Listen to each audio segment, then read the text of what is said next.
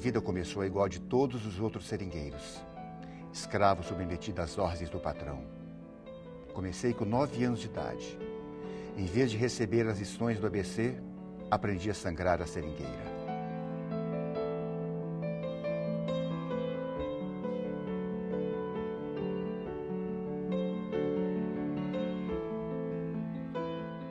Já na Segunda Guerra, as pessoas elas podiam escolher.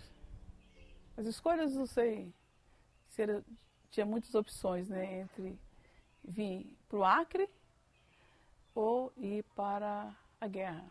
Vir para o Acre, havia uma propaganda bastante ilusória de que aqui se poderia extrair ouro de penca. E foi, na verdade, uma propaganda bem enganosa, né? Vinham, portanto, levas de pessoas, né? Muita gente que vinha ou para o Pará ou vinha para o Acre, né? E vinham de navio, levavam 2 meses para chegar aqui. E depois eles iam para o Seringal e viam que não era nada daquilo, né? Era uma relação conhecida como patrão-freguês. O dono do seringal, ele controlava o processo de compra de borracha e venda de mercadorias industrializadas. Então o seringueiro se colocava no seringal, recebia os instrumentos de trabalho e já fazia uma dívida. E depois ele era obrigado a vender a borracha só para aquele dono daquele barracão e comprar todas as mercadorias do mesmo barracão.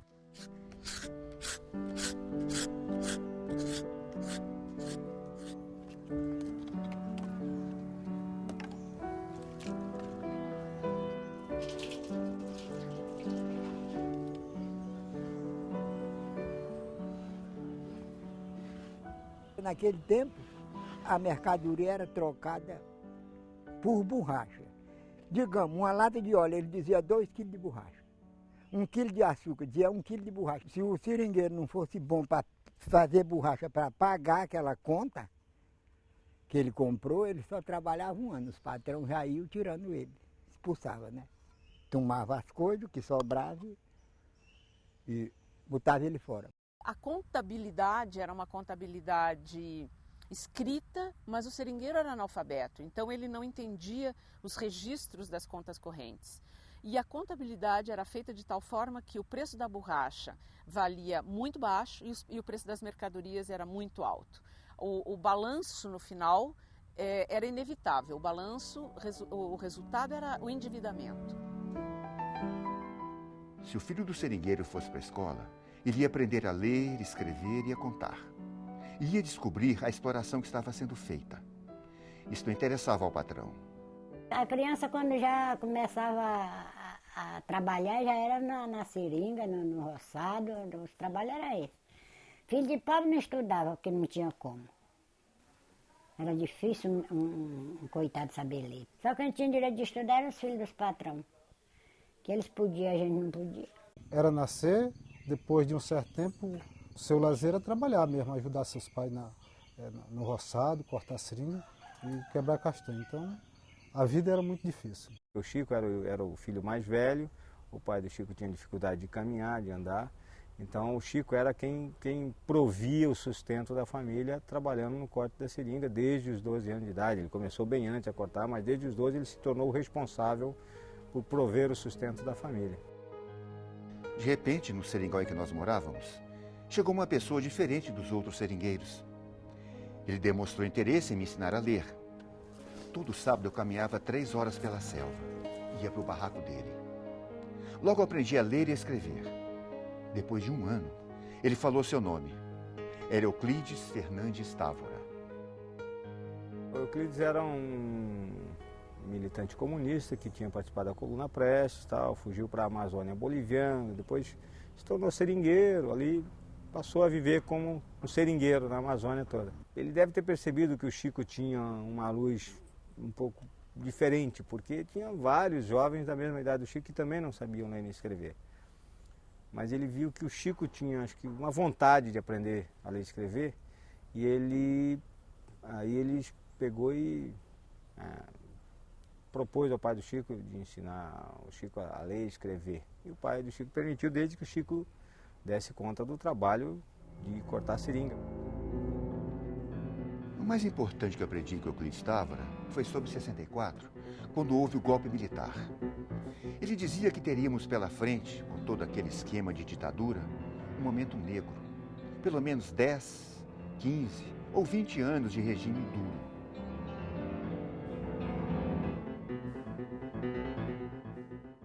Tentei fazer um trabalho de luta pela autonomia dos seringueiros e enfrentei muitos problemas. Como era uma luta isolada, eu não tinha respaldo. Era um círculo fechado no momento da ditadura. A ideia do Chico era que todo mundo pudesse viver bem, né? Morando dentro nos seringais, né? Produzindo, mas assim, que pudesse dizer que e conquistar mesmo aquilo que a gente lutou, mas conquistou, que principalmente era o uso da terra.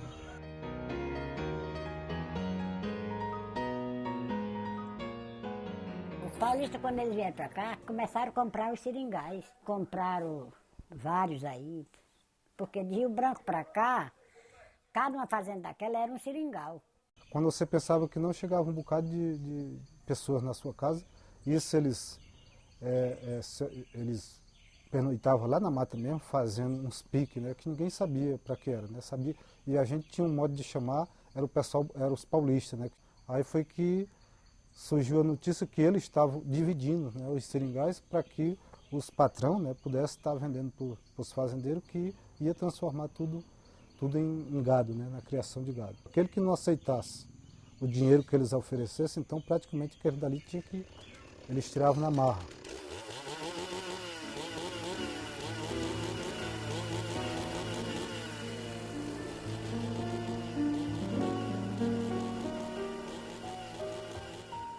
Quando aconteceu o grande movimento do Estado brasileiro para a ocupação da Amazônia, né, para a colonização a qualquer custo, né, não foi pensado que na Amazônia existia gente morando. E quando essas terras foram dadas, né, praticamente de graça para as pessoas que vinham do sul, de outras regiões do país, eles tinham como meta e até como obrigação, tinham que desmatar. Né, para poder ter assegurado o direito da terra, da propriedade da terra, tinham que fazer com que essa terra se tornasse produtiva, né, do ponto de vista deles. Ser produtiva, né, para eles era desmatar, né, fazer pasto, né, fazer agricultura. Os seringueiros dependiam da seringueira e da castanheira e haviam vivido a vida toda explorando a castanheira e a seringueira. Então a relação com a floresta para eles era uma relação íntima, econômica, histórica, né, cultural até. E o desmatamento então afetava a condição essencial da vida dessas pessoas. Como é que nós, que nascemos, que se criamos aqui, que os nossos antepassados já tinham nascido e se criado aqui, como é que nós não temos direito de permanecer nas nossas colocações de seringal? E agora chega uma pessoa que diz que comprou tudo, que tudo é dele e não quer mais permitir que nós permaneça aqui. Então isso aqui nos pertence, isso aqui é o verdadeiro chão nosso. Euclides também dizia que iriam surgir novos sindicatos, novas organizações. Apesar de derrotados, humilhados, as raízes nunca se acabam. Elas sempre germinam. Aí ele dizia, é neles, nos sindicatos, que você tem que se firmar. Os seringueiros estavam perdendo seus direitos, eles estavam vendo a floresta, que era o seu sustento, que era o seu habitat, o seu lugar que eles moravam, sendo destruída por um progresso a qualquer custo que só beneficiava os grandes fazendeiros e os políticos da época. Só em 1975, quando a repressão do latifúndio estava dominando toda essa região, surgiram os primeiros sindicatos. Aí ele já começou nessa luta de sindicato, de lutar com, assim, de se envolver pela pobreza, pelo seringueiro, pela luta dos seringueiros, pelo que os seringueiros vinham sofrendo. Ele tinha ideias muito claras, ele escrevia bem, tinha erros de ortografia, mas ele escrevia de forma fantástica. Era alguém que não negociava princípios, era um fantástico negociador, desde que não fossem colocados em negociação os princípios. O Chico tinha essa qualidade de ser esse representante das pessoas, mas também sempre ter o pé no chão, de trabalhar sempre para incluir outras pessoas e ser um ser coletivo. Eu chamava ele de balseiro, pai e senhor balseiro, porque todo mundo que ele via, ele parava para conversar e as pessoas se aproximavam dele, né? Então, porque o balseiro, quando vai no rio, ele topa qualquer coisa, ele já fica ali parado, né? E o pai era assim, todo mundo gostava muito de papear com ele. Foi muita festa junto, tomemos cachaça junto, dancemos junto, namoremos junto, né?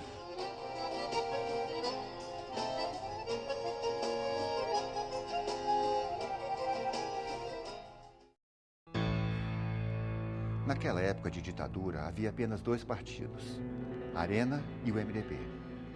O MDB era o único partido em que os trabalhadores depositavam certa confiança. Eu não entendia nada do processo político partidário, mas aceitei me candidatar e fui eleito. Isso me deixou numa situação difícil, porque eu não tinha nenhuma experiência no ramo. O Chico foi eleito vereador pelo MDB, justamente porque nós não se conformava com as desculpas, com as alegações que os patrões faziam, que as autoridades faziam, que não tinha jeito para as coisas. Então nós temos que ver se arruma algum porta-voz nossa já dentro do parlamento.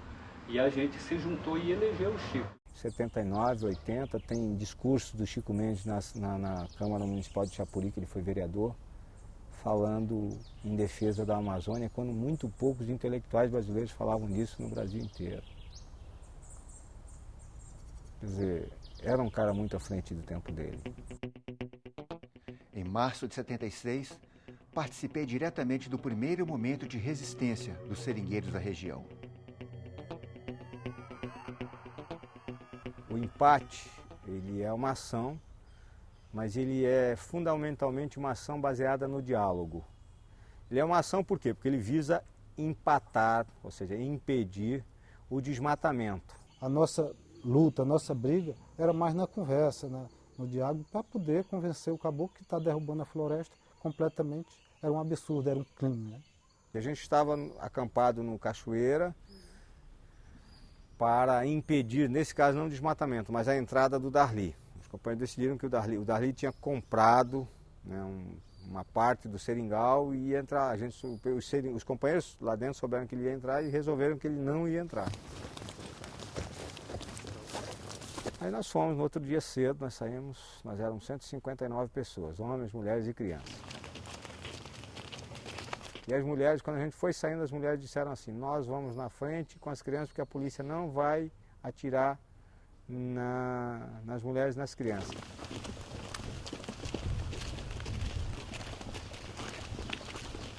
Aí nós fomos, dá mais ou menos 1 hora de caminhada, né? Um monte de gente, então vai um pouco mais devagar e tal.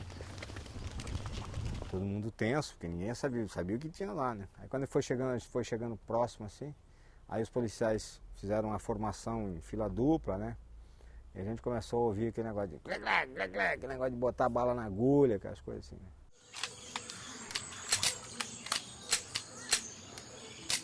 As professoras da escola com as crianças, e isso a gente não tinha combinado, não tinha se discutido na reunião, elas puxaram o hino nacional. Começaram a cantar o hino nacional. Ouviram do Ipiranga as margens plácidas de um povo heróico brado retumbante. E o sol da liberdade em raios fúlgidos brilhou no céu da pátria nesse instante. Se o penhor dessa igualdade conseguimos conquistar com braço forte. A ideia era mostrar, nós somos brasileiros, né? Foi isso que elas pensaram e por isso que elas puxaram. Só que o hino nacional é um dos símbolos pátrios, né? Então, os militares que estavam ali em formação, quando elas começaram a cantar o hino, o tenente imediatamente deu um comando, né? Todos os policiais que estavam com arma longa ficaram em posição de apresentar armas, né? E o tenente que estava com arma curta ficou em posição de continência, né? E ali, bom, parados, né? Quando a gente viu isso, a gente cantou o hino nacional inteirinho, todas as estrofes, tudo, né? Com as crianças, todo mundo cantou o o hino nacional todinho, né? Entre outras mil és tu, Brasil, ó pátria amada, dos filhos deste solo és mãe gentil, pátria amada, Brasil.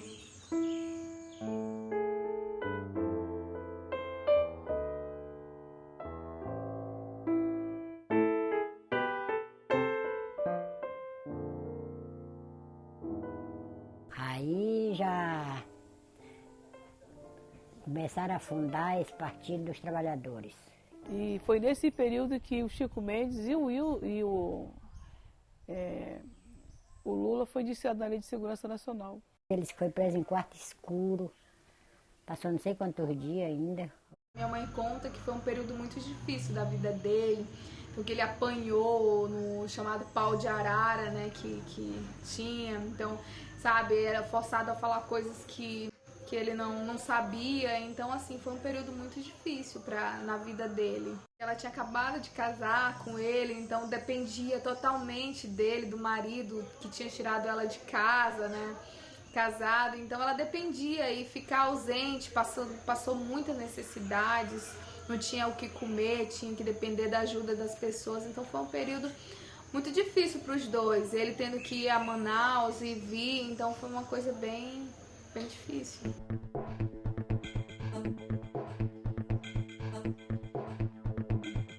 Eleições diretas!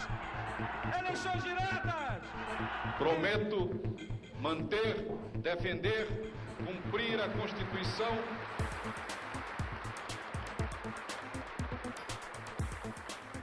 Era o momento da democratização, um contexto importante, onde todas essas questões estavam sendo discutidas. Mas a questão da Amazônia e dos seringueiros não aparecia na discussão. Eles continuavam tão invisíveis quanto há 100 anos atrás. Eu escrevi uma carta para o Chico, daqui de Brasília, dizendo para ele que o debate da democratização não os incluía. E que eu achava que eles precisavam organizar pelo menos uma reunião aqui em Brasília, para que esse movimento de defesa da floresta fosse conhecido. E ele achou a ideia assim muito importante. E nós conseguimos rapidamente o apoio do Ministério da Cultura e começamos a organizar então um encontro, que seria assim um encontro de 10, 15 líderes, digamos assim. Mas essa ideia de um encontro em Brasília, ela se espalhou pela Amazônia. E nós começamos a receber assim, ligações de pessoas que nem sabiam usar o telefone, que diziam que tinham ouvido falar que ia ter uma reunião em Brasília dos seringueiros e eles queriam participar. Bom, nós acabamos reunindo mais de 100 pessoas, de toda a Amazônia. Que sejam respeitadas as decisões do 4º Congresso Nacional dos Trabalhadores Rurais no que diz respeito ao modelo específico de reforma agrária para a Amazônia, que garanta o mínimo de 300 hectares e o máximo de 500 hectares por colocação, e obedecendo à realidade extrativista da região. Daí surgiram duas decisões muito importantes. A primeira foi a criação do Conselho Nacional dos Seringueiros, que passou a ser uma entidade representativa desse segmento social, que até hoje é muito atuante. E o segundo resultado foi a ideia de ter a regularização das áreas onde os seringueiros moravam, e moram ainda hoje, num formato parecido com as terras indígenas. Então eles propuseram reservas extrativistas. A alternativa hoje para a região amazônica é a criação da reserva extrativista. É a única forma hoje que o seringueiro e o índio encontram para defender essa floresta e depois transformar essa floresta economicamente viável para a região, para o país e para o mundo. Você tem uma proposta que é a seguinte: um espaço público, propriedade da União ou do Estado que eu criar, certo? Destinado ao uso sustentável por populações tradicionais que já o ocupam. A população tem que se dedicar exclusivamente ao extrativismo, sendo que as atividades de agricultura e criação de animais são consideradas atividades complementares. A reserva extrativista é como se fosse um contrato entre o Estado e a comunidade. A comunidade diz: eu quero continuar morando aqui e quero cuidar desse patrimônio. E o Estado diz, bom, então nós colaboramos, reconhecemos esse direito e colaboramos para que esse cuidado aconteça. Se hoje temos áreas de reserva extrativista em fase inicial, isso não representa 1% da necessidade dos povos da floresta. Mas é por aí que estamos dando os primeiros passos. Estamos otimistas com o futuro desta coisa. O Chico foi aos Estados Unidos e à Europa, ele pleiteou mudanças, ele denunciou conflitos e a Amazônia ficou sob o foco da pressão internacional. A partir do momento que ele foi aos Estados Unidos e denunciou como estava sendo implantados recursos que Banco Mundial, um banco como o BID estava colocando recursos, injetando recursos no Estado para desenvolver o Estado e que esse desenvolvimento estava prejudicando os direitos dos seringueiros, automaticamente ele ganhou grandes inimigos. Então foi como se ele tivesse assinado sua sentença de morte naquele momento. À medida que ele ganhava força, prestígio lá fora, mais a vida dele deixava de valer alguma coisa aqui dentro, porque levava a seguinte aos inimigos dele, aqueles que achavam que era o seguinte, não, tem que matar. Porque ele agora está cada vez mais forte, né? Ele tem o apoio lá de fora, o apoio das ONGs, o apoio do Congresso americano, o apoio, enfim. Então, eu acho que chegou um momento que ele tem que matar. Aqui em Chapuri, a presença da UDR, a União Democrática Ruralista, já tem suas primeiras influências. Em abril, começaram os ataques. O grande número de pistoleiros em Chapuri, companheiros que foram feridos à bala e o assassinato de trabalhadores já são a manifestação da presença da UDR no Estado. 88 foi um ano extremamente tenso. Todo dia, quando eu abria a janela de casa, tinha 2 pistoleiros em frente à minha casa, na praça em frente. Tinha 2 em frente ao sindicato e tinha sempre 2 circulando pela cidade, fora os que ficavam na farra. À noite eles se reuniam, tá, ficavam lá. Dificilmente, assim, a semana que não amanhecesse um morto, né? Assim, você não tinha prazer nem de sair para a cidade para passear com a família, porque realmente se os caras encontrassem a gente, e eles conheciam, né, que o seringueiro sempre foi conhecido, e aí provocava até para você se aborrecer, e aí no outro dia já podia ficar sabendo que aquele dali já... A gente está convencido de que mais hoje ou mais amanhã, algum companheiro vai perder a vida, alguém vai derramar sangue, porque nós estamos lutando contra um poderio econômico, o poder do latifúndio, num país do latifúndio. Eles vão me matar. O nome deles eu digo: Darli e Alvarino Alves da Silva. Eles já mandaram matar mais de 30 trabalhadores e a Polícia Federal não fez nada. Se descesse um enviado dos céus e me garantisse que minha morte iria fortalecer nossa luta, até que valeria a pena. Mas a experiência nos ensina o contrário. Então eu quero viver. Ato público e enterro numeroso não vão salvar a Amazônia. Eu quero viver. O Chico, por mais que as pessoas tenham orientado ele, Chico, larga isso, Chico, tem outras vidas melhor para tu viver sem... tu vai findar perdendo a tua vida, ele tinha consciência de que se ele deixasse, ele estava sendo traidor, né? da sua luta, ele estava sendo traidor, ele estava traindo os seus princípios, ele estava traindo os seus companheiros. Ele sabia que ia morrer. Sabia, as pessoas achavam que ele estava exagerando, que era paranoia, é um paranoico, diz que está sendo ameaçado. Nunca uma morte foi tão anunciada quanto a morte dele. Mandou carta para todo mundo, para presidente da República, para superintendente, para governador, para superintendente da Polícia Federal. E ele sabia. E era como se, não adianta, porque eu não vou fugir ao meu destino. No começo, pensei que estivesse lutando para salvar seringueiras. Depois pensei que estava lutando para salvar a floresta amazônica. Agora percebo que estou lutando pela humanidade.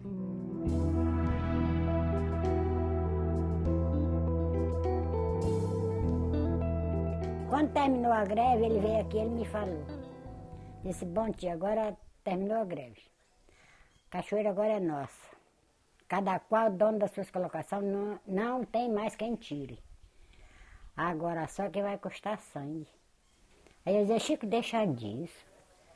Fala isso não, meu filho, Deus é bom. Eu disse, tia, isso não tem jeito, a senhora vai ver. Mas foi de ter feito. Não quero flores do meu enterro, pois sei que vão arrancá-las da floresta. Adeus, foi um prazer. Vou para Chapuri ao encontro da morte, pois dela ninguém me livra, tenho certeza. Não tenho dúvida de que os pistoleiros vão levar a melhor. Por um motivo. O delegado mandou caçar meu porte de arma. Disse que tenho ligações com uma entidade alienígena e comunizante. É a Fundação Ford dos Estados Unidos. Vejam só. Quando ele chegou no dia 21, eu disse para ele: Chico, eu estou preocupado com uma coisa. Eu não estou vendo os pistoleiros. Aí ele disse: mãe, eu vou dar uma olhada nisso. Eu falei: Chico, eu estou preocupado. E eu estava assim angustiado, com o coração assim apertado e tal. No outro dia, dia 22, foi um dia normal, aí final da tarde, pode ser 6 e pouco da tarde, eu cheguei à casa dele. Aí ele estava jogando dominó com os 2 policiais, né, que estavam fazendo a segurança dele. Aí nesse momento chegou a mulher dele e falou assim: eu quero colocar a janta, tal, que vai começar a novela, eu quero colocar a janta. Era uma quinta-feira, penúltimo capítulo de Vale Tudo, Quem Matou Odete Reutemann.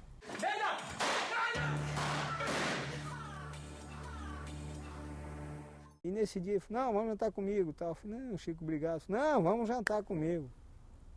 Eu falei: não, Chico, eu estou preocupado com aquele negócio que eu te falei ontem. Aí ele falou assim: não vi mesmo os caras não, realmente está esquisito. Então, cara, eu vou dar uma volta na cidade, cara, porque eu estou preocupado, tem alguma coisa esquisita. Então tá, aí você vai, enquanto isso eu vou tomar um banho e aí você volta pra gente jantar. Mas você volta mesmo que eu vou esperar pra gente jantar junto, então eu vou estar te esperando. Aí eu, tá bom, eu saí, peguei minha moto, né, e dei uma volta pela cidade. A gente sabia todos os lugares onde os caras se encontravam, tomando cachaça, jogando sinuca e tal. A gente sabia, até por questão de sobrevivência, a gente tinha que saber onde é que eles estavam, né? Aí passei em frente a todos os lugares, tudo as moscas, ninguém, sem movimento, nada, aquele silêncio sepulcral. Estávamos na sala, minha mãe, eu e Sandino, nós estávamos os 3 na sala. E ele estava aqui indo em direção ao banheiro. Então eu lembro que aí os policiais correram em direção à sala, aquela fumaça, aquelas coisas dentro de casa. E eu, minha mãe e Sandino corremos em direção contrária. Os policiais correram, pularam pela janela e nós caminhamos em direção à cozinha. E nessa hora ele vinha caminhando com as mãos na cabeça, já todo melado de sangue. E disse: me acertaram. E ele caiu no chão e nós nos agarramos com ele. E aí ele tentava falar, e Helenira, ele tentava falar, sabe, se mexia bastante. E eu lembro de nós ali, com ele, sabe. Até que teve um momento que a mãe puxou eu e Sandino e nós corremos para fora da casa. E aí eu lembro que ela gritava, pedia socorro.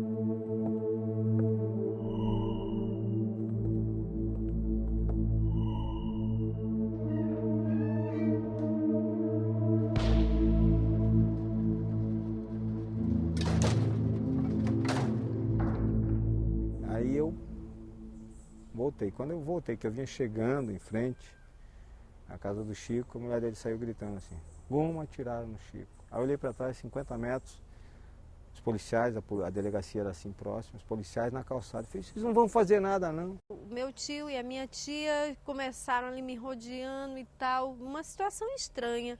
Até que o meu tio teve um pouco mais, ele chegou mais para mim e foi mais direto, né, e falou que tinham assassinado meu pai. E aí, que eu não gosto nem de lembrar. Desculpa. E aí foi como se o chão tivesse se aberto sobre os meus pés. Mataram ele 6 horas da tarde lá e 6 horas da manhã chegaram a notícia aqui. Passei o dia tão ruim que não comi. Ixi, eu gosto de me lembrar. Foi a pior coisa. Quando eu entrei, passei assim na entrada, tinha assim pronto atendimento tinha uma maca. Aí tava ali o corpo do Chico, né? Só de short, ele ia tomar banho. Né? E o tiro pegou assim, ficou todo pendilhado desse lado aqui, né? Pegou de lado. Ele estava... Sempre digo assim, cheguei ali, ele estava morto. Morto? Morto? Não. Ele não estava morto. Ele não está morto. Se ele tivesse morto, hoje, 20 anos depois, a gente não estava aqui falando dele, falando das ideias dele. A gente não estaria aqui falando que é possível desenvolver sem destruir, que é possível usar a floresta e ao mesmo tempo preservá-la, e que é possível seres humanos, pessoas, viverem dentro da floresta sem destruição. Onde houver uma vida, sua voz será ouvida como força de oração. Depois que ele morreu, aí o movimento não parou. Aí cada dia mais. Aí já tem escola, tem posto de saúde, tem pousada, tem várias coisas depois da morte dele para cá. Não foi tão bom porque faltou ele. Se ele fosse vivo, talvez fosse melhor ainda. Na época, muitos foram assassinados e que até hoje, sabe, não foi feita justiça. Com meu pai foi um pouco diferente. Em 90 já conseguiram julgar os assassinos, eles foram condenados, cumpriram parte da prisão, depois ficaram soltos. Mas na verdade é que nada disso vai trazer meu pai de volta.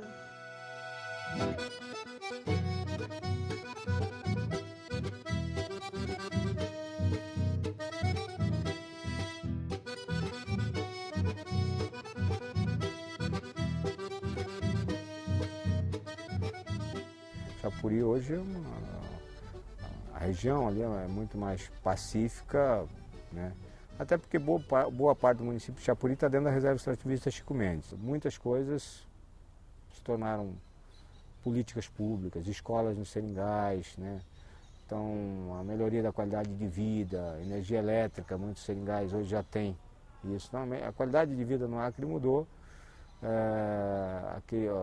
aquela violência institucionalizada, esquadrão da morte, tudo isso foi destruído, né?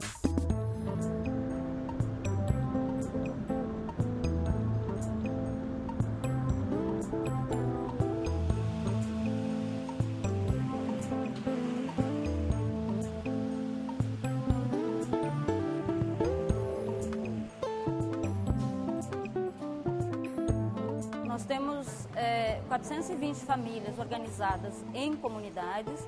Nessas comunidades nós temos uma estrutura de recolhimento e controle de qualidade, onde o seringueiro faz a entrega nesse ponto comum, né, nessa organização da comunidade. Lá a fábrica faz o trabalho de logística, traz o látex para a fábrica. A partir que o látex chega aqui, a gente faz todo o processo de industrialização, centrifugação e após a produção de preservativo.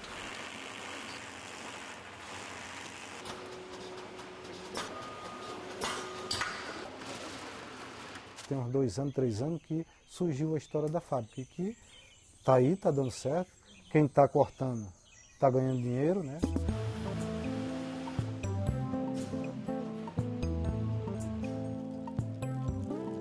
A nossa fábrica fez a primeira entrega de preservativo, né? Já foi para o mercado.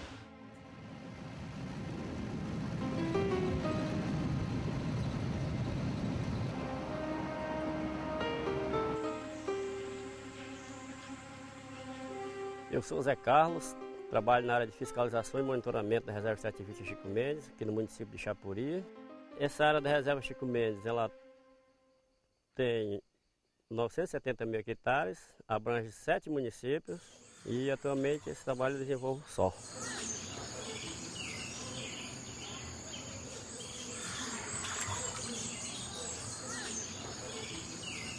É um trabalho meio árduo, porque não dá conta, não tem como você dar conta de um território desse.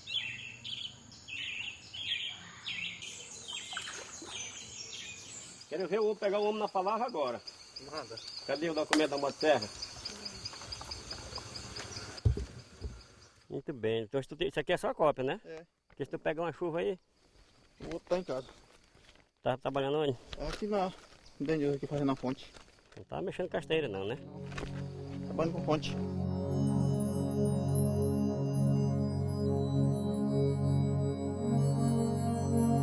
Houve, né, essa visão, né, do pequeno produtor também, né, de que criar boi era mais fácil, dava menos trabalho, né, e é um produto que tem maior liquidez no mercado. Então, um boi no pasto significa dinheiro no bolso. E o desafio nosso é controlar esse avanço, né, e fazer com que os proprietários rurais, os ocupantes das colocações na reserva extrativista, eles se mantenham dentro dos limites permitidos. A gente cria porque, assim, às vezes, quando a gente quer arrumar um dinheiro mais ligeiro, vendendo gado, a gente arruma mais rápido, né? Todo mundo cria, né? Realmente o cara não encontrar um morador por aqui na reserva extrativista Chico Mendes que não cria gado. 200, 300, por enquanto tem que ter 400 cabeças. Eu crio gado para uma segurança de vida, né? Porque às vezes o cara está doente, não tem um dinheiro, vende um bezerro, uma vaca, se trata, compra um remédio. Sem o gado fica difícil de sobreviver, porque hoje é o único meio que a gente está tendo que está devendo um recurso mais é o gado. É a falta de incentivo ao extrativismo, o preço da borracha, da castanha e outros produtos da floresta. Então, pela carência da região, pela pobreza da região, a única alternativa que eles se dizem que é viável é o gado. A consequência é horrível para todos, que é o fim, tem que parar. Esse entorno da reserva hoje aqui praticamente não existe mais mata. Foi tudo devastado pelos pecuaristas do entorno. E a consequência deles não terem mais mata para explorar a pastagem, formar pastagem, eles estão querendo entrar na reserva, colocando pessoas de laranja, né? Se não tomar providências, daqui a pouco tempo a nossa reserva dá só a pastagem. Se continuarem nesse rumo, se continuarem querendo plantar soja em Rondônia, no norte de Mato Grosso, no Amazonas, no Pará, daqui a pouco eles não vão ter mais chuva para a soja deles lá no Rio Grande do Sul, em Santa Catarina, porque já tem pesquisas que mostram isso. Boa parte da chuva que banha o centro-sul do país se forma na Amazônia. O governo ele tem que tomar medidas já, porque senão para que adianta toda a luta do meu pai para ter reservas extrativistas, para que as reservas fossem reconhecidas, se hoje em dia as pessoas estão querendo criar gado dentro de uma área de proteção, né? Ele morreu por nada? Ele não morreu por nada. Precisa investimentos públicos para que haja educação, saúde, investimentos em tecnologia, né? As reservas extrativistas elas têm uma proposta de modernidade. Elas não são o congelamento da pobreza. Então, este projeto de modernidade não se realizou ainda, porque ele depende de investimentos públicos. É o lado do Estado, é o compromisso do governo com essas comunidades. Elas estão protegendo, mas o que elas estão ganhando em troca? É preciso que a gente pegue a luta do Chico Mendes, né, e leve adiante, ou seja, que transforme, né, a Amazônia, que é nossa, né, isso não quer dizer que a gente tenha que entregar a Amazônia, que é nossa, mas até para a gente ter argumento para encher o peito e dizer que é nossa, é preciso preservá-la. Se não existe uma política para a Amazônia que consiga reduzir a expansão das atividades de forma predatória, a reserva extrativista vai sofrer um impacto como qualquer outra atividade.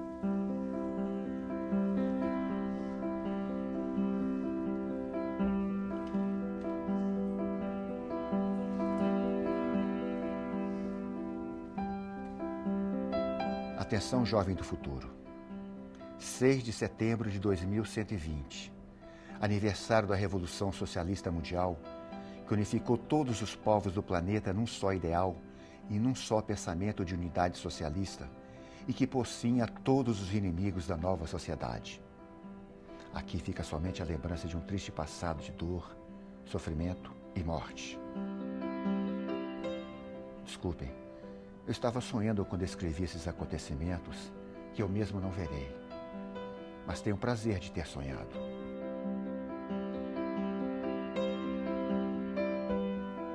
Ele deixou um grande legado para os seus filhos. Não foi um legado de morte, mas foi um legado de vida. Vida em defesa da vida, dos direitos dos seringueiros e da floresta amazônica.